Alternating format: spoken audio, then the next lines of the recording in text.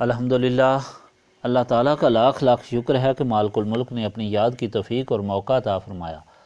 لاکھوں اور کروڑوں درود حضرت محمد مصطفیٰ صلی اللہ علیہ وآلہ وسلم پر، جن کے طفیل مالک الملک نے یہ مہربانی عطا فرمائی۔ سامعین کرام، اللہ تعالیٰ نے قرآن پاک میں ارشاد فرمایا، اعوذ باللہ من الشیطان الرجیم، بسم اللہ الرحمن الرحیم۔ اور جب کہا جائے انہیں کہ آؤ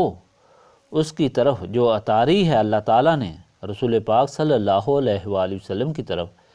آپ دیکھیں گے منافقوں کو کہ منہ موڑ لیتے ہیں آپ سے روگردانی کرتے ہوئے۔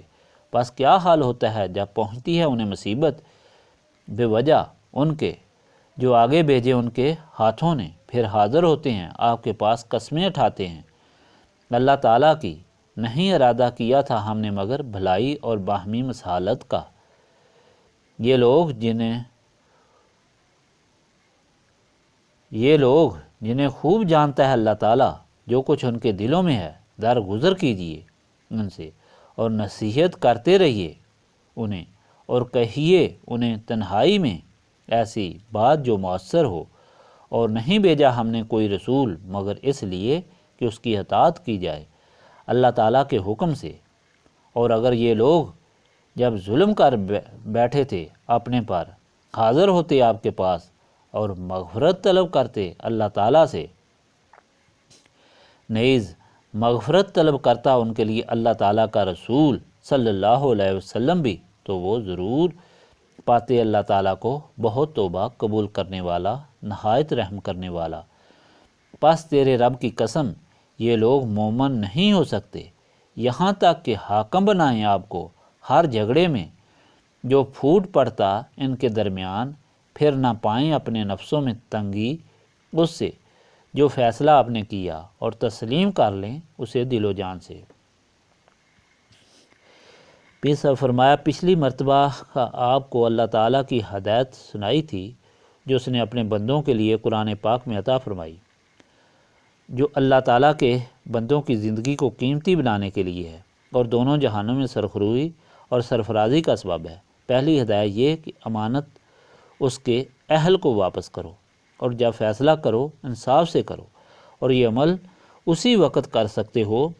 جب اللہ تعالیٰ اور اس کے رسول صلی اللہ علیہ وآلہ وسلم کی اطاعت کرو، اور یہ اطاعت تم کو اللہ تعالیٰ کے رسول کے غلاموں کی غلامی سے ملے گی، اور اگر ایسا کرو گے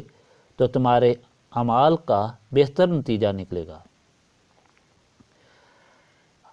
امن اور خوشحالی ملے گی۔ اس کے ساتھ یہ بھی بتایا تھا کہ امانت صرف دولت ہی نہیں بلکہ یہ دوسروں کے حقوق بھی ہیں جو آدمی کے پاس امانت ہے۔ اس لیے پہلے اللہ تعالیٰ کا حق ہے جس نے پیدا فرمایا اور ساری کائنات خدمت میں لگائی اور اپنے رسولوں اور کتابوں کے ذریعے ہدایت عطا فرمائی، اور پھر حق ہے اللہ تعالیٰ کے رسولوں کا جنہوں نے صراط مستقیم کی خبر دی، اللہ تعالیٰ کا پیغام پہنچایا اور ذلت اور ظلمت سے نجات دلائی، اور پھر ہر انسان کا حق ہے جو دوسرے انسان کے پاس امانت ہے، یہاں تک کہ حاکم کا فرض ہے کہ وہ حکومت اہل کو دے، اور اہل کو چھوڑ کر نااہل کو دے گا کہ اس پر اللہ تعالیٰ اور اس کے رسول صلی اللہ علیہ وآلہ وسلم کی لعنت ہوگی۔ اور یہ فرمان رسول پاک صلی اللہ علیہ وآلہ وسلم تاریخ اس بات کی گواہ ہے کہ اس فرمان پر عمل کرنے والوں کا انجام بے مثال ہوا۔ حضرت ابوبکر صدیق، حضرت عمر فاروق کے فیصلے ہمارے سامنے ہیں، اور جو ہی اس فرمان پر عمل نہ ہوا امت مسلمان کا شرازہ بکھر گیا اور اسلامی تعلیمات نفسانی خواہشات کے زیر اثر ہو گئیں، اور اللہ تعالیٰ نے اس فرمان کے ساتھ یہ ہدایت فرما دی کہ ہوشیار رہو، شیطان تمہارا دشمن ہے، یہ تمہیں بہکائے گا، تمہارے اندر شکوک و شبہات پیدا کرے گا، نفسانی خواہشات اور لالچ پیدا کرے گا، صرف اس لیے کہ تمہیں اللہ تعالیٰ اور اس کے رسول صلی اللہ علیہ وآلہ وسلم سے دور لے جائے۔ اس لیے اس سے بچو،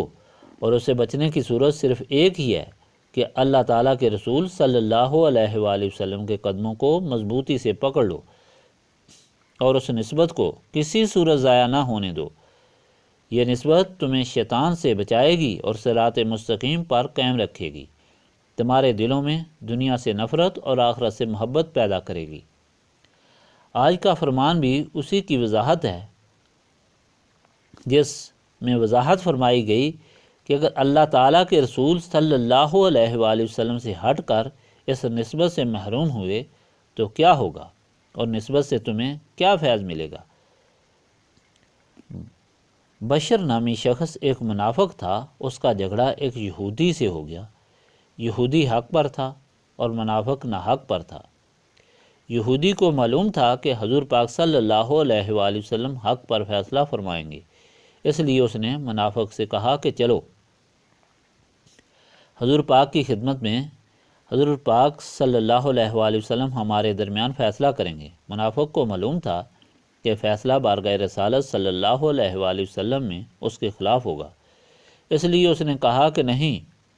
یہودیوں کے سردار کعب بن اشرف کے پاس جائیں گے، جو طاغوت یعنی باغی منافق تھا۔ اس سے امید تھی کہ وہ رشوت لے کر غلط فیصلہ کر دے گا۔ آخر ان کو حضور پاک صلی اللہ علیہ وآلہ وسلم کی خدمت میں آنا پڑا۔ نبی پاک صلی اللہ علیہ وآلہ وسلم نے فیصلہ یہودی کے حق میں کر دیا، جو انصاف کے مطابق تھا۔ منافق نے باہر جا کر یہودی سے کہا کہ میں نہیں مانتا ہوں،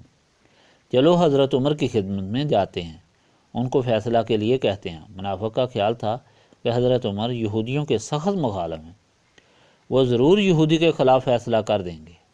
جب دونوں حضرت عمر رضی اللہ تعالیٰ عنہ کی خدمت میں حاضر ہوئے تو یہودی نے سارا واقعہ سنایا اور ساتھ یہ بھی بتا دیا کہ حضور پاک صلی اللہ علیہ وآلہ وسلم نے اس کے حق میں فیصلہ فرما دیا ہے۔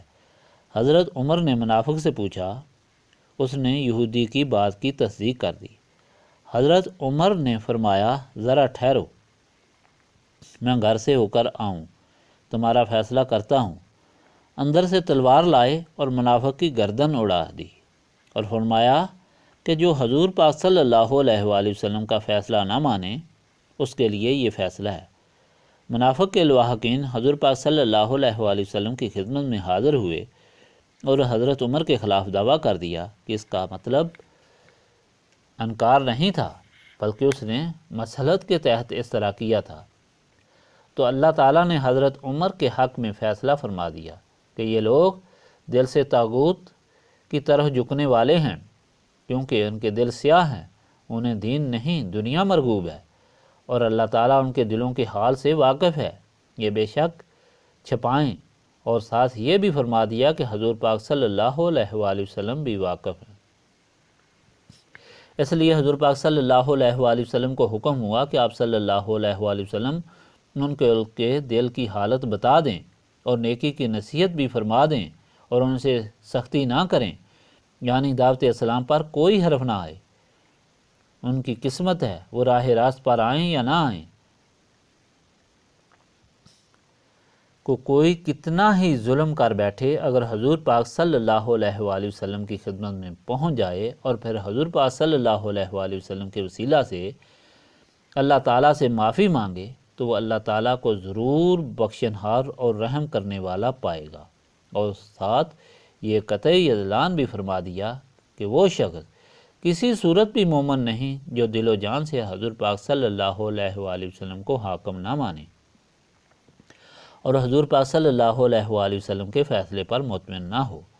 اور حضور پاک صلی اللہ علیہ وآلہ وسلم کی مکمل اطاعت اختیار نہ کرے۔ سامعین کرام، اس ارشاد پاک کو غور سے مطالعہ کریں اور ملاحظہ کریں تو جو باتیں سمجھ آتی ہیں ان میں پہلی بات تو یہ ہے کہ وہ ہرگز مسلمان نہیں بلکہ منافق ہے جو حضور پاک صلی اللہ علیہ وآلہ وسلم کے فیصلے کو نہ مانے، اور منافق کبھی اپنی خواہشات کی پیروی نہیں چھوڑتے۔ دوسری بات یہ کہ اللہ تعالیٰ اور اللہ کا رسول صلی اللہ علیہ وآلہ وسلم انسان کے دل کی حالت سے واقف ہیں، اس لیے ان کے سامنے چالاکی نہیں چل سکتی۔ اور تیسری بات یہ کہ انسان کمزور ہے، شیطان اور نفس کا مارا ہوا ہے، غلطی ہو جاتی ہے، انتہا درجے کا ظلم بھی ہو جاتا ہے، لیکن غفور رحیم اور رحمان و رحیم اپنے بندوں کے لیے علاج بھی بتاتا ہے، اور وہ اس کے محبوب کریم کی بارگاہ ہے۔ کتنے ظلم اور گناہ کے بعد بھی جو حضور پاک صلی اللہ علیہ وآلہ وسلم کے قدموں میں پہنچے گا اور سچے دل سے معافی مانگے گا اسے ضرور معافی مل جائے گی، بشرطیکہ وہ سچے دل سے اطاعت اختیار کرے۔ اور یہ مہربانی اس وقت تک نہ تھی جب تک حضور پاک صلی اللہ علیہ وآلہ وسلم سامنے موجود تھے، بلکہ یہ معافی اور مہربانی قیامت تک کے لیے ہے۔ حضرت علی رضی اللہ تعالیٰ عنہ سے مروی ہے کہ حضور پاک صلی اللہ علیہ وآلہ وسلم کے وصال کے 3 دن بعد